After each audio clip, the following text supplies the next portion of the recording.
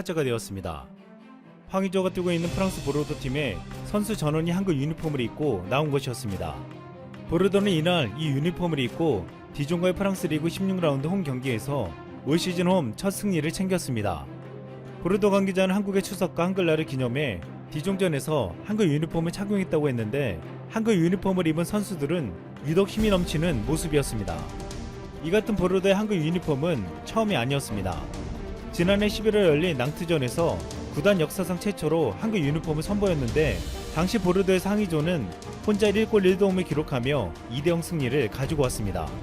보르도 구단은 유니폼이 입혀진 한글 글씨체는 기존 훈민저금에서 영감을 얻었다며 한글의 아름다움과 우수성을 널리 알리는 의미 있는 기회라고 전했습니다. 보르도 구단이 한글 유니폼을 입게 된 것은 황의조를 통한 한국 팬들에 대한 보답이기도 했지만 한글 자체가 프랑스에게 좋은 인식을 가지고 있는 이유도 있었습니다. 몇 해 전부터 프랑스 청년층 사이에서는 한류 열풍이 보이며 한국말을 알아야 멋있어 보인다는 말까지 돌고 있었습니다. 또한 5년 전 프랑스 TV에는 오빠라는 한글이 선명히 새겨진 옷을 입고 광고에 출연한 한 배우가 화제가 되기도 했습니다. 그는 프랑스 전력공사 EDF 광고 모델인 배우 아피드였는데 다른 광고에서도 아줌마가 좋아요, 아직 한 장 남았다 같은 문장이 적힌 티셔츠를 입고 나와 화제가 되었습니다. 아피드는 당시 한류 열성 팬으로 한국 영화를 즐기다 한국어에 빠져들어 한국말을 배웠다고 했습니다. 그는 한글 티셔츠를 주문 제작해 입는다고 할 정도로 한글에 대한 사랑을 표현했습니다. 최근 프랑스에서 한글은 세련되고 개성있는 언어로 각종 패션 디자인 상품으로도 인기를 끌고 있습니다.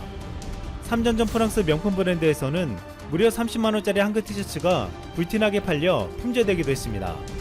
또한 최근 샤넬, 제냐, 프린 등 세계 명품이 한글의 장식미를 의상에 구현하고 있습니다. 샤넬의 총괄 디자이너였던 카를 라거페트는 이렇게 말했습니다. 나는 한글을 사랑한다. 한글을 쓰는 방식도 좋아한다. 일종의 큐비즘 같다. 이탈리아 고급 남성 브랜드 제냐는 기하학적 무늬가 독특한 존재감을 발현하는 장식적인 측면이 눈에 띄어 한글을 사용하게 됐다면서 조형미 뛰어난 한글에서 스트리트 패션 선진국인 한국의 진보적인 에너지를 엿볼 수 있다고 말했습니다. 이와 같이 한글은 지금 프랑스, 이탈리아를 비롯한 유럽 전역에서 아름답고 신기한 명품 같은 문자로 여겨지고 있습니다. 이 때문에 프랑스에서 뛰는 황의조 유니폼에 한글을 달고 뛰는 것은 자랑스러워할 만했습니다. 지금 한국어와 한글은 이렇게 그 어느 때보다 전세계 관심을 받고 있습니다. 올해 한글날은 574주년을 맞이하고 있습니다. 이에 맞춰 일제강점기에 한글 연구와 보급에 힘을 쓴 한글학자 주시경 선생의 마지막 저서가 최근 복원되었습니다. 주시경 선생의 말의 소리는 일제강점기 시대 한글 연구와 보급을 통해 민족의식을 고취시켜준 1914년 발간된 우리나라 최초의 근대국어 의문서입니다. 주시경 선생을 비롯한 우리의 선조들은 한글을 지키고 보급하는 데 힘을 써왔습니다. 하지만 일본은 최근까지도 한글을 보급한 것이 일제시대 조선 총독부였다면서 일본이 한글 보급에 공헌했다며 억지를 부리고 있습니다. 분명 일제는 한글을 우리에게서 빼앗아가려고 했습니다. 일제시대 당시 주시경 선생의 조선어 연구에는 한글을 지키고 보급하는 데 중심 역할을 했습니다. 조선어 연구에는 1930년에 한글 철자법 강제를 연재하고 문자 보급 운동 교재인 한글 원본도 제작해 농촌 문맹자들에게 한글을 가르쳤습니다. 당시 일제는 한글을 연구한 학자들을 탄압했고 1942년 한글 교육 및 사용을 금지하는 정책을 위반했다며 조선학회학자 33명을 체포하여 감옥에 가뒀습니다. 이들은 감옥에서 온갖 모욕과 고문을 받았지만 목숨을 바쳐 한글을 지키는 것이 조선 민족 정신을 유지하는 민족운동이라 여겼습니다. 우리가 한글을 지키고 보급할 수 있었던 데는 우리 선조들 뿐만 아니라 잊지 말아야 할 한 외국인이 있습니다. 주시경 선생을 도와 한글 개발과 보급에 앞장섰던 미국의 호머 헐버트 박사입니다. 헐버트 박사는 1886년에 조선에 최초로 와 3년 만에 우리말을 완벽하게 배웠습니다.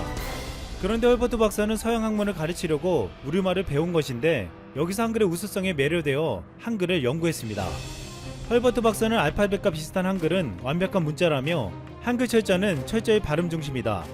영국이나 미국에서 오랫동안 갈망하고 학자들이 심혈을 기울였으나 성공을 거두지 못한 과제가 조선에서는 수백 년 동안 현실로 존재했다고 평가했습니다.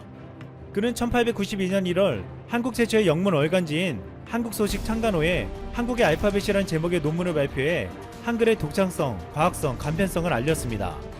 또한 헐버트 박사는 서재필, 주시경 선생과 함께 독립신문을 만들어 아래아를 없애고 띄어쓰기를 도입하자고 주장하는 등 한글 맞춤법 정비에도 이바지했습니다.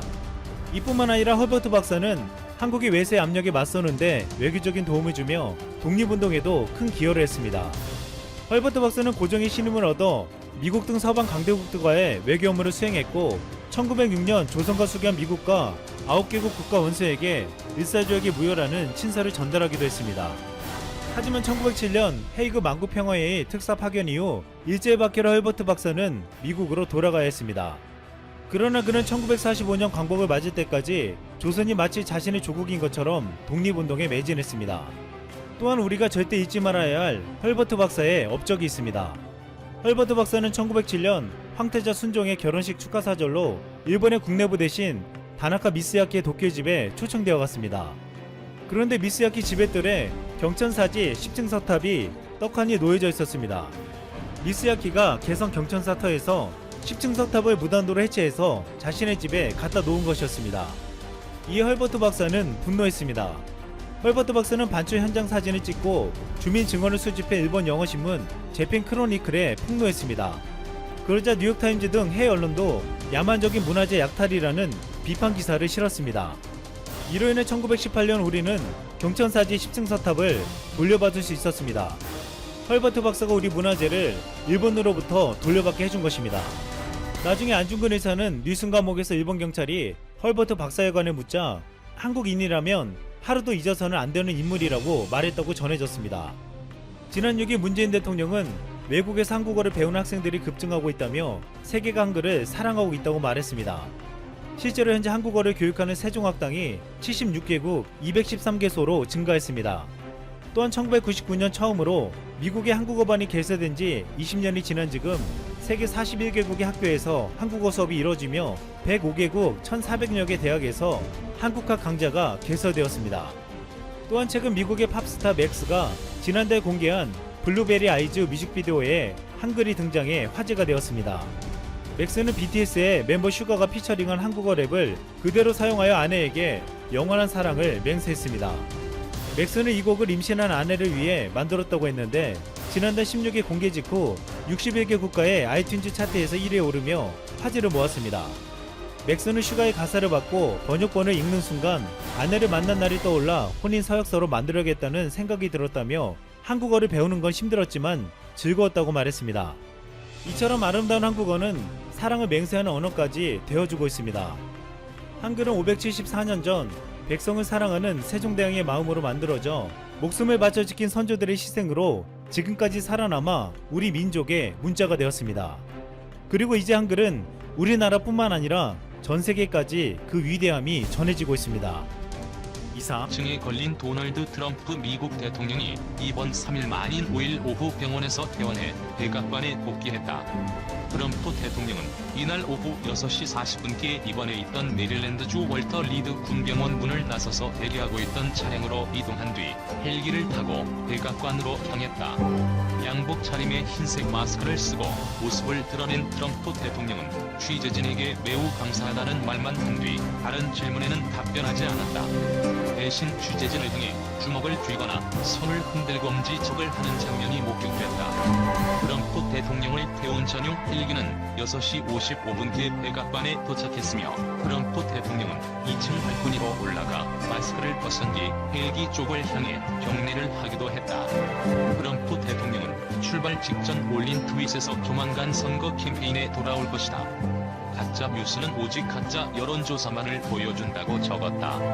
그는 앞서 자신의 트위터에 나는 오늘 오후 6시 30분 이 훌륭한 월터 리드 군병원을 떠날 예정이라고 퇴원 계획을 밝혔다. 트럼프 대통령은 지난 2일 새벽 자신의 코로나19 확진 판정 사실을 알렸고 당일 저녁 무렵 월터 리드 군병원에 입원해 치료를 받아왔다. 트럼프 대통령을 치료해온 의료진도 이날 병원에서 기자회견을 열어 트럼프 대통령이 위험한 상황을 완전히 벗어난 것은 아니라면서도 퇴원에 필요한 기준을 충족했거나 넘어섰다고 밝혔다. 트럼프 대통령은 앞서 퇴원 계획을 알린 트윗에서 정말 상태가 좋다며 코로나19를 두려워하지 말라. 이것이 당신의 삶을 지배하도록 하지 말라고 말했다. 자신의 코로나19 극복 경험을 앞세워 향후 전염병 대유행을 너무 무서워할 필요가 없다는 식의 주장을 펼치며 정면 승부에 나설 가능성을 내비친 대목으로 보인다. 트럼프 대통령은 참모진이 이날 오전까지도 퇴원하지 말 것을 촉구했지만 고집을 꺾지 않은 것으로 알려졌다. 선거를 불과 29일 남겨둔 상황에서 조 바이든 민주당 대선 후보에게 뒤지는 상황이 완전을 모색하려면 퇴원 후 선거 전 복귀가 불가피하다는 인식의 결과로 보인다. 그러나 트럼프 대통령이 백악관에서 복귀하더라도 완치 때까지 격리 상태를 유지해야 해 선거 전에 상당한 제약으로 작용할 것이라는 관측이 높다. 도널드 트럼프 미국 대통령이 신종 코로나 바이러스 감염증으로 입원한 지 사흘 만에 퇴원을 강행하면서 건강 상태에 대한 우려가 커지고 있다. 트럼프 대통령에게 투약된 치료제들의 부작용도 정확치 않은 데다 백악관 내 코로나19도 급격히 확산되고 있다. 전문가들은 트럼프 대통령의 코로나19 증세가 또다시 악화될 가능성을 배제하지 않고 있다. 뉴욕타임스는 5일 트럼프 대통령이 백악관으로 돌아갈 것이라고 트윗을 날린 후 의료진이 퇴원을 결정했다고 보도해 엄중한 상태의 퇴원을 강행했다는 점을 시사했다. 숀 폴리 주치의는 이날 기자회견에서 대통령은 72시간 동안 해열제를 복용치 않았다며 퇴원에 필요한 기준을 이미 충족했다고 밝혔다. 그는 그러나 대통령에게 흥한 코로나19 치료법은 여전히 미지의 영역에 있다고 우려를 거두지 않았다. 그는 이어 주말까지 지켜보겠다면서 다음 주 월요일까지 현 상태가 유지되거나 호전돼야 안도의 한숨을 내쉴 수 있을 것이라고 덧붙였다. 트럼프 대통령이 퇴원 전날까지 코로나19 중증 환자 치료제인 렘데시비르와 스테로이드제인 덱사메타손을 처방받은 점도 우려를 키우고 있다. 의료진은 트럼프 대통령의 폐기능 등 핵심 질문에 대해선 구체적인 답변을 하지 않고 있다. 특히 트럼프 대통령에게 투여된 리제네론의 항체 치료제는 부작용 우려도 있는 것으로 알려졌다. 뉴욕타임스에 따르면 리제네론 항체 치료제는 아직 미 식품의약국의 긴급 승인조차 받지 않았다. 대통령 의료진의 긍정적 사용 요청에 따라 투여됐다. 이에 따른 부작용도 가늠할 수 없다는 지적이 나온다. 동정적 사용은 말기암 환자 등 매우 긴급한 경우에만 당국의 사용 승인 전 공급을 뜻한다. 또 다른 치료제로 쓰인 덱사메타손은 시력 저하, 심장질환 가능성, 공격 성향을 높이는 등의 부작용이 보고된 바 있다. 전문가들은 트럼프 대통령이 퇴원 이후에 오히려 악화될 가능성을 경고하고 있다. 셀린 가운더 뉴욕대 교수는 백악관에서 병세가 나빠지면 제한적인 상황이 될 수 있다면서 이는 안전하지 않다고 말했다. 백악관 상황 역시 좋지 않다. 워싱턴 포스트 등에 따르면 케일리 메이커넨이 백악관 대변인이 이날 코로나19 양성 판정을 받았다. 대변인실의 제드 길마틴, 캐롤라인 레빗 등 다른 직원 2명도 양성 반응을 보인 것으로 알려졌다. 메이커넨이 대변인은 지난 1일 백악관에서 기자들을 상대로 브리핑을 진행해 기자들 중 상당수도 코로나19에 감염됐을 가능성이 제기되고 있다. 이날 앤서니 파우치 미국 국립알레르기 전염병 연구소 소장은 CNN과의 인터뷰에서 지난달 26일 로즈가든에서 열린 에이미 코니 베럿 대법관 후보자 지명 행사에서 확진자가 다수 발생한 것과 관련해 참석자 모두 추적 조사를 받아야 한다며 우려를 나타냈다. 코로나 독감보다 덜 치명적 엉터리 탄론한 트럼프 트윗. 코로나19 확진 판정을 받고 입원했다가 완치되지 않은 상태로 퇴원한 도널드 트럼프 미국 대통령이 거듭 코로나19의 위험성을 축소하는 발언을 내놓자 미국 언론이 팩트체크에 나섰다.